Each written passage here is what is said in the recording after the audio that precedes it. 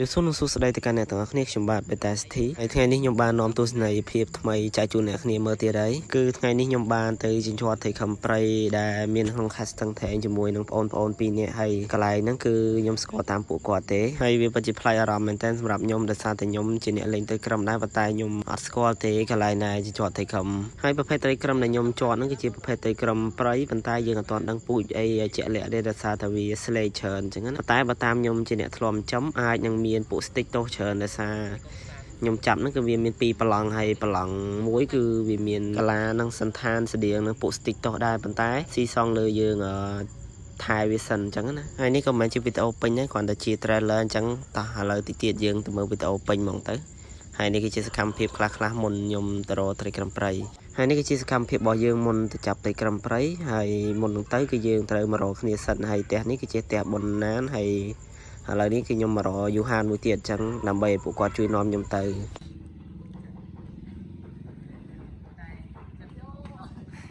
បន្ទាប់ពីយើងគ្រប់ជើងហើយយើងក៏បានចេញដំណើរហើយនេះគឺជាផ្លូវដែលខ្ញុំទៅសម្រាប់ទីតាំងគឺវាមិនជិតហើយក៏មិនឆ្ងាយប៉ុន្តែគឺសុំលក្ខណៈគ្នាដោយសារតែកន្លែងហ្នឹងយើងថាអាចទុកនឹងអភិរក្សខ្លួនឯងដែរព្រោះថាបើសិនជាដឹងច្រើនអានឹងអស់លេងយើងរត់បានទៀតទេហើយកន្លែងដែលខ្ញុំទៅគឺជាប្រភេទដីគ្រោះក្រហមគឺរៀងហុយតិចដែរប៉ុន្តែដល់ពេលដែលយើងជិះថាសូវមានអ្នកភូមិគាត់ជិះឆ្លងកាត់ច្រើនទេតាមពិតទៅក៏ខ្ញុំបានហៅពួកគាត់មកជាប់យូរដែរប៉ុន្តែគាត់ថាយើងអត់ទាន់បានជុំគ្នាហើយថ្ងៃនេះជាថ្ងៃដែលខ្ញុំសម្រាប់ពីការងារហើយពួកគាត់ក៏រៀងតនេដែរចឹងទៅក៏យើងមកជញ្ជាត់ទាំងអស់គ្នាទៅហើយយើងចែកគ្នាតាមនឹងជាក់ស្ដែងអញ្ចឹងណាហើយឥឡូវនេះយើងបានមកដល់ហើយអានេះគឺជាគោលដៅដែលយើងត្រូវចាប់ប៉ុន្តែមិនមែននៅក្នុងអូនឹងទេហើយនេះគឺជាកន្លែងដែលយើងត្រូវចោះតិចងន់ខ្ញុំទៅកន្លែងមួយទៀតតាមគេតាមចោះនេះតាមចោះនេះមែនអីទៅតាអីទៅយើងមកក្រោយស៊ីសងសាក់មើលសិនណាចឹងខ្ញុំឈុំនិយាយទៀតហើយចឹងអ្នកគ្នាអាចទស្សនាជាសកម្មភាពតែម្ដងទៅដោយសារក្នុងវីដេអូហ្នឹងគឺខ្ញុំនិយាយសតចឹងណាអូខេតោះឥឡូវ let's go យើងទៅមើលសកម្មភាពហ្មងមកជាហៀងទៀតមាននេះបានមួយនៅ2តែនៅ2ពេកដាក់ទឹកមកនេះខ្មែរដាក់ទឹកអត់ទេដាក់គៀនហ្នឹងតើអត់អីទេអូនចាំដាក់ទឹកឡើងថ្លានេះស៊ូមើលថាអំបិលអីនេះបានទេនេះបានយ៉ាងទៅខាងធំតាមបរិយខ្ញុំទៅទៀតចាំបងឡើងទៅយកមកហើយកូនខ្សានមួយទៀតអានោះអីកូនក្អុកទេខ្សានអត់ហ្នឹងអត់មានក្អុកទេហើយបើតាមជាក់ស្ដែងថ្ងៃនេះគឺយើងច្រត់បានតែក្រុមខ្សានដូចគ្នាមានចំនួនច្រើនគ្រាប់ដែរប៉ុន្តែវាមិនមែនជាតែក្រុមធំទេអូសបុកខ្សានហ្នឹងណាជោគជ័យហើយអូមែនតែខ្សានទៅខ្សានលោកបានថ្លៃកូនមួយ2000ដែរមិនទៅយកមកយកទៅឲ្យតែបានទុកហ្នឹងក៏គង់គេមកចាប់ក្រោយយើងដែរបាទអត់ឡូនេះឆ្លត់បានមួយដែរនេះចូលងងមកគេនេះថោប៉ុណ្ណាប៉ុនដៃអត់ហ្នឹងប៉ុនណៃលួយបងលោកមុនពីបើនិយាយពីរឿងនាំផ្លូវគឺខ្ញុំមិនមែនអ្នកនាំផ្លូវទេគឺពួកគាត់ទាំងពីរដែលជាអ្នកនាំហើយដោយសារតែពួកគាត់ទាំងពីរអ្នកហ្នឹងគឺគាត់ស្គាល់កន្លែងស្គាល់អីចឹងទៅហើយឥឡូវបេសកកម្មតទៅទៀតលេខ16អ្នកនាំផ្លូវនេះចាំទៅចិត្តទៅតាមលេខអាល់កុហុលម្ដង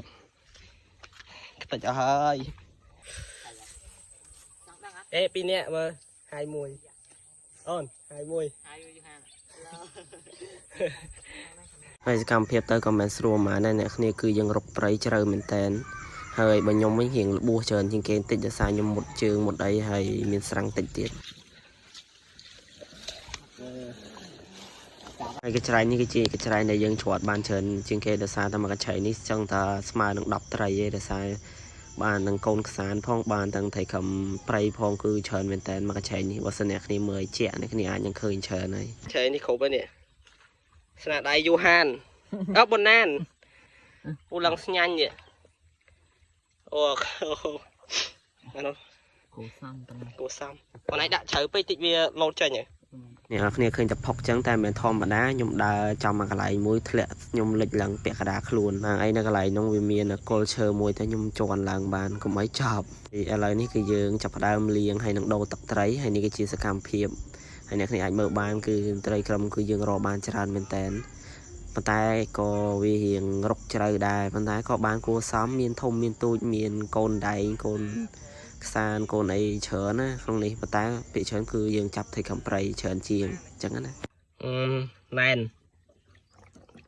ក្តារផងប្រៃផងអីគេទៀតកូនថៃហ្នឹងហៅខ្មាន់ខ្សាននេះនេះខ្សានអានេះក្តារនេះបន្ទាប់ពីយើងចាប់បានហើយគឺយើងបដូរទីតាំងទៅមួយកន្លែងទៀតហើយមួយកន្លែងនេះគឺជាកន្លែងចុងក្រោយហើយកន្លែងហ្នឹងក៏ជញ្ជាត់បានពួកធំច្រើនដែរអញ្ចឹងណាហើយនេះគឺជាសកម្មភាពផ្លូវដែលយើងជិះទៅអ្នកគ្នាអាចមើលតាមជាក់ស្ដែងបានក្រាញ់សម្បូរតែកំក្រាញ់ជាងគេត្រឡប់ទៅក៏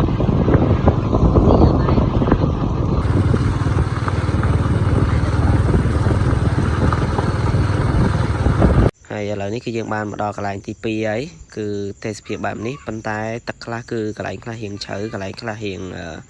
រាក់ប៉ុន្តែវារៀងស្រួលចាប់ពីកន្លែងមុនប៉ុន្តែគាត់ថាកន្លែងនេះអត់សូវបានច្រើនទេពីច្រើនគឺរៀងធំច្រើនជាងអញ្ចឹងណាហើយឥឡូវនេះតោះយើងទៅមើលសកម្មភាពខ្លះដែលពួកខ្ញុំឆ្លត់មកសង្ឃឹមបានទៀតអត់អូនបានទៀតបងអូនមើលមកមួយបាទយ៉ាមើលមកថតមួយបងមានទៀតនេះពីរហ្នឹងអូអាមធំអានេះគេហៅថាក្រមាសដឹងមិននេះទេហៅថាគេថាមាសមែនដឹងហើយយើងមានក្រមាសតិចតោះអែមអូចូលអេអូយហត់អត់មានលុយរយចាប់ខ្លួនតែក៏គ្មានផាត់ទៀតអើយតែបើប្រឡងនេះបានច្រើនគួរសមអត់ច្រើនដូចអាមុនច្រើនតែអានេះធំអានេះបានធំជាងបាទនឹងខាប់ដល់ពាក់ចែកត្រីគ្នាអាចមានសង្គ្រាមតិចតួចសង្គ្រាមវាយគ្នាមើលនៅអូឡើងខាប់បងមកសឡបានហ្នឹងដាក់មកសឡទឹកឡខាប់បន្ទាប់ពីយើងចាប់បានច្រើនហើយយើងក៏ចាប់ផ្ដើមមកដល់ផ្ទះយូហានដើម្បីចែកគ្នាហើយខ្ញុំឲ្យពួកគាត់រើសមុនហើយខ្ញុំក៏យកបានមួយចំនួនដែរអញ្ចឹងហើយភាគច្រើនគឺខ្ញុំចង់បានទូចច្រើនជាងដោយសារខ្ញុំយកមកដាក់អាងអញ្ចឹងដល់ពេលដាក់អាងទៅឃើញវាមានច្រើនអញ្ចឹងទៅខ្ញុំរៀងសប្បាយចិត្តហើយនេះគឺជារបស់គាត់ដល់ទៅរយៈពេល2ម៉ោងនេះរបស់ខ្ញុំអានោះរបស់យូហានចាំថា2ម៉ោងយូហាន2ម៉ោង2ដល់ម៉ោង5អានេះរបស់ប៊ុនណាននេះធំមួយធំនេះធំនេះអានេះមើលនេះគាត់ឃើញធំជាងគេនេះអានេះធំតែនឹងពណ៌មាសបាទនេះរបស់ខ្ញុំទូចតែទូចអានេះបានមេមួយខេអានេះបងទៅចាទៅក្នុងបានអើយហៅបាយបាយមួយបាទវីដេអូរសាច់ចាត់ជួយចាត់មើលកៅអៅម្នាក់អូតិចហើយអានេះបានលីងហ្នឹងទេបាទលីងតែបងតាបាយបងចាក់